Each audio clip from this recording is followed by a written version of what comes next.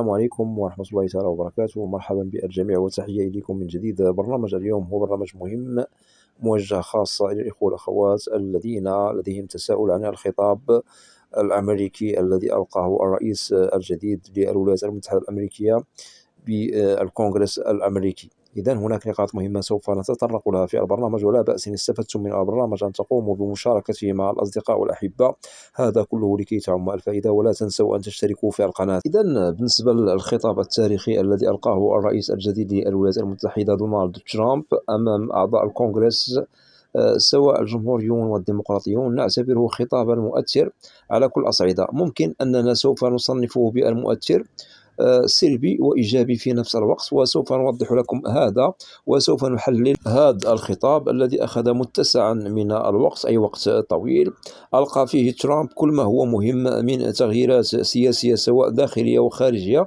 وكذلك أكد على تشديدات مهمة تتعلق بالهجرة إلى الولايات المتحدة الأمريكية. وافتتح الرئيس دونالد ترامب بالتقليل من شأن الرئيس السابق جو بايدن على كل الأصعدة، ووصفه بالرئيس الأكفس لحكم الولايات المتحدة، وأكد بأنه أبان على كل ما هو محترم. هنا نؤكد على ترامب بأنه أبان على كل ما هو محترم من بداية حكمه الذي سوف نحسبه بشهر و13 يوما. أكد ترامب بأنه أنجز ونظم ورمم العديد من مخلفات السياسة التي كانت في عهد بايدن الغير المنظمة، وبين بأنه قد بدأت سياسته في التحرك وضبط الأوراق السياسية على العموم، سواء المتعلقة بالهجرة أو السياسة الداخلية والخارجية عامة للولايات المتحدة. وأشار ترامب في خطابه إلى النقاط الاستراتيجية والمهمة المتعلقة بترحيل المهاجرين الغير الشرعيين بالولايات المتحدة، وأكد بأنه أكبر عملية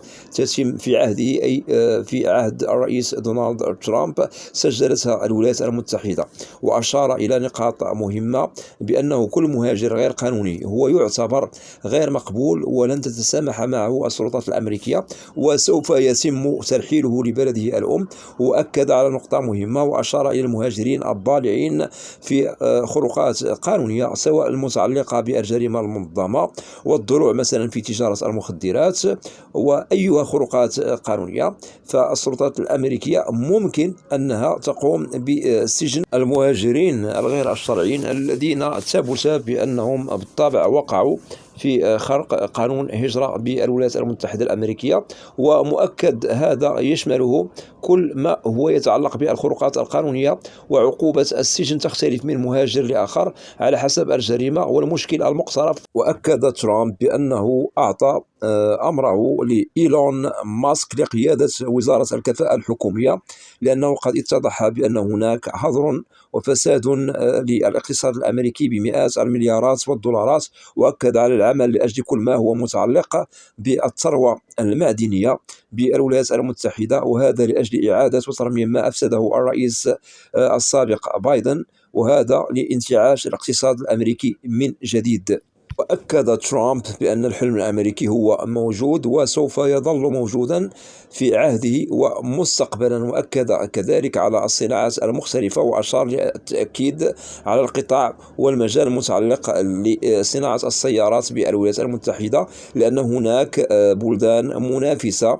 بالطبع هذه البلدان هي خارجية، بالطبع قد تنافس الولايات المتحدة في صناعة السيارات. وأكد بأن الاقتصاد الأمريكي ليس باللعبة، وسوف يشتغل بسياسات خارجية مهمة تتعلق بالتجارة العالمية. وأكد على بلدان باسمها يجب أن تعامل بالمثل، وللتأكيد هنا على المعاهدات الضريبية بين الولايات المتحدة الأمريكية وبلدان أخرى.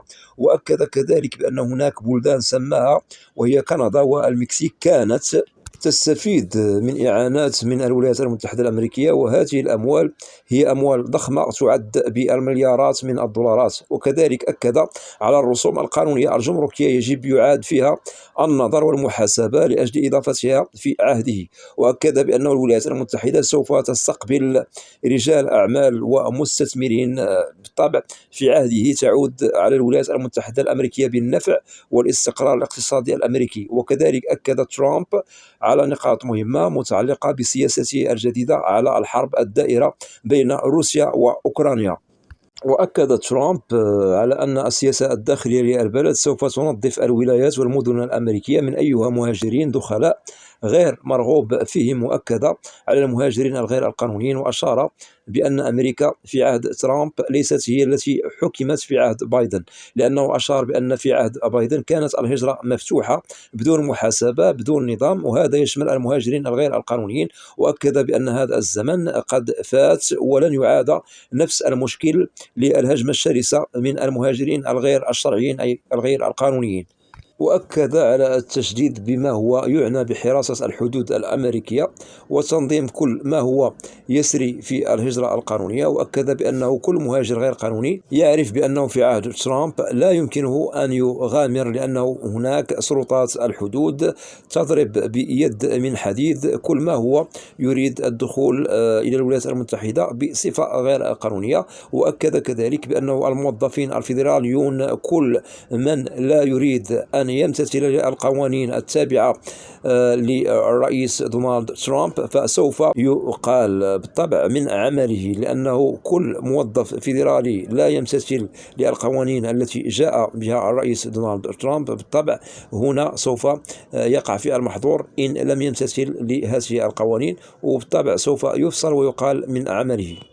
كذلك أكد ترامب بأنه من قتل شرطيا بالولايات المتحدة فممكن أنه يعدم، وهذا ممكن أن يطبق تشريعيا لدى الكونغرس الأمريكي. وأكد بأن هناك الهجرة التي سوف تخدم المهاجرين الذين هم يعنون بالاستثمار بالولايات المتحدة الأمريكية، وسماها الرئيس دونالد ترامب بالتأشيرة الذهبية التي تمنح للناس المميزين. وهنا نؤكد على المستثمرين ورجال الأعمال، وهذه الفيزا بالطبع ممكن أن تخول للحاصل عليها أي المستثمر بالولايات المتحدة الأمريكية أن يتحصل على الجرين كارد مع الجنسية الأمريكية.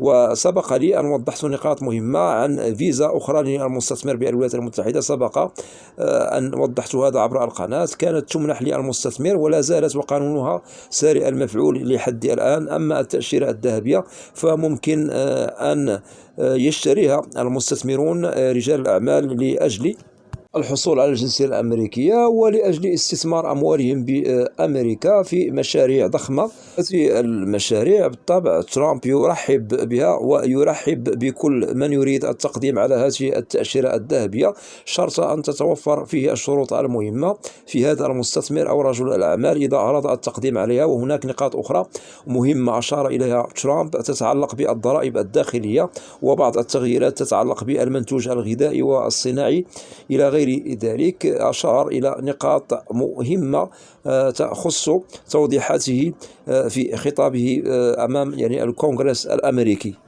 وبالطبع هذه النقاط التي أشار إليها ترامب وكما أكدنا قبل قليل والمتعلقة بالمنتوج الغذائي، وهي تخدم المهاجر القانوني والمواطن الأمريكي ابن البلد. وقال بأن الولايات المتحدة تستقبل الكفاءات التي تستحق العمل والتوظيف بدون النظر إلى الجنس أو العرق، الكل يعامل باحترام إن توفرت في هذا المهاجر كل الشروط كمهاجر قانوني فممكن أن يرحب به بصدر رحب بالولايات المتحدة. وكذلك أشار بأنه المهاجر القانوني يظل محترما، وأكد بأن قانون الهجرة الأمريكي يكفل للمهاجر القانوني إقامته سواء لديه الجرين كارد فقط أو لديه الجرين كارد مع الجنسية الأمريكية. وأكد كذلك بأن مراكز الهجرة أو دوائر الهجرة بأمريكا تقوم بعملها تحت حكمه، وزاد بأن هناك زيادة في موظفو الهجرة بهذه المراكز أو دوائر الهجرة لأجل تلبية ما هو مهم ومطلوب والمتعلق بالملفات المقدمة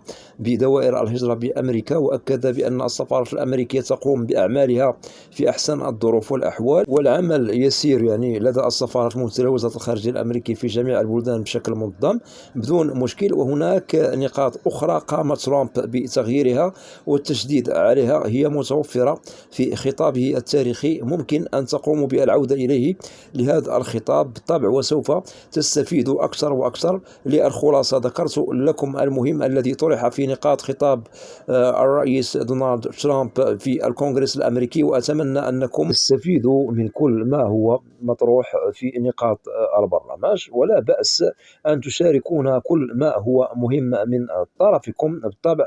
ممكن أن تضعوا وجهة نظركم كتعليق عن الخطاب الذي ألقاه الرئيس دونالد ترامب بالكونغرس الأمريكي، وأكيد وجهة نظركم بالطبع هي تهمنا وتهم كل الإخوة والأخوات المتابعين للقناة سواء القدماء والجدد، وكذلك تهم الإخوة الذين لديهم فكرة أو مقبلون على الهجرة إلى الولايات المتحدة الأمريكية. متمنيا للجميع التوفيق، وأتمنى من الإخوة والأخوات الذين لا زالوا لم يشتركوا في القناة أدعوكم إلى الاشتراك في القناة وتفعيل زر الجرس ليصل إليكم كل جديد. ولا تنسوا أن تدعمونا دائما باللايك لكي نصل إلى أكبر نسبة من المشاهدة. وبالنسبة للقناة محتواها كامل وشامل عن الهجرة والمهاجر إلى الولايات المتحدة الأمريكية بشكل عام وكتعريف.